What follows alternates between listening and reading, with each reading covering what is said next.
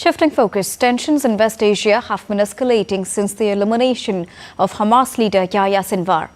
In a recent attack, Israel's Prime Minister Benjamin Netanyahu accused Hezbollah of trying to assassinate him and his wife on Saturday.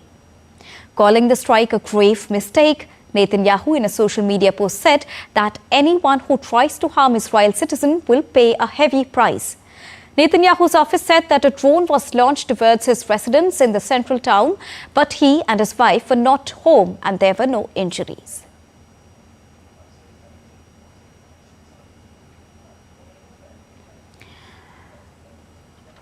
And now to get us more on this, I'm joined by DD India correspondent Akshay Dongre. Good morning, Akshay. Now, a grave mistake has been made by Hezbollah. It has been said by Benjamin Netanyahu in his late evening social media post on the recent attacks. Do we take this as yet another sign of escalating tensions there, Akshay? Well, absolutely, Deepika. But how much weight would a personal attack on the Prime Minister matter when it comes to such a large-scale war? That remains to be seen. Certainly, it is going to have certain impacts, but how much? That only time can tell. And whether Benjamin Netanyahu will make this a personal thing as well, that also is a big question after the attack was conducted by apparently Hezbollah through a drone strike at the residence of Benjamin Netanyahu in central part of Israel. Now, the question also arises is the fact that escalation has been happening. But what is the new scale of escalation that is expected? Because when it comes to Israel, it already has been carrying out a full-scale military operation when it comes to Gaza or even the southern parts of Lebanon. Their troops are on the ground. There are boots on the ground. There are tanks that are in the streets of Gaza or southern parts of Lebanon. Again, their fighter aircraft, some of the best available in the world, are already carrying out raids. There are drones that are already mapping out the areas, doing surveillance. Their snipers are already in position. But how much of an escalation are we looking at now? Whether it would be from the Hezbollah side, because now Hezbollah has also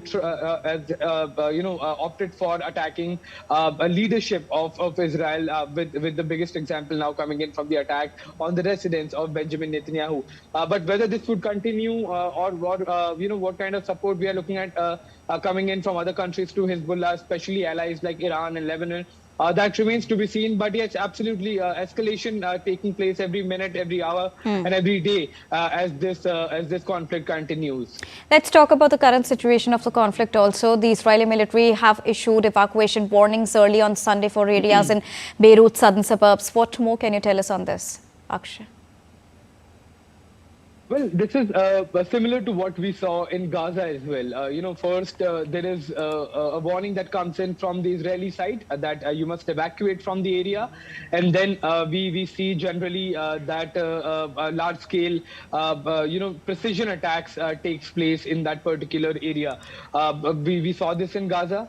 We saw this on the Rafah border. We now are seeing this also when it comes to the southern part of Beirut. In fact, even before the ground attack happened or it started, there were repeated warnings that were coming in from Israeli side that evacuation must be done by the people of Lebanon from their homes and their region in order to avoid any kind of collateral damage. Now, this is what we have been seeing, Deepika.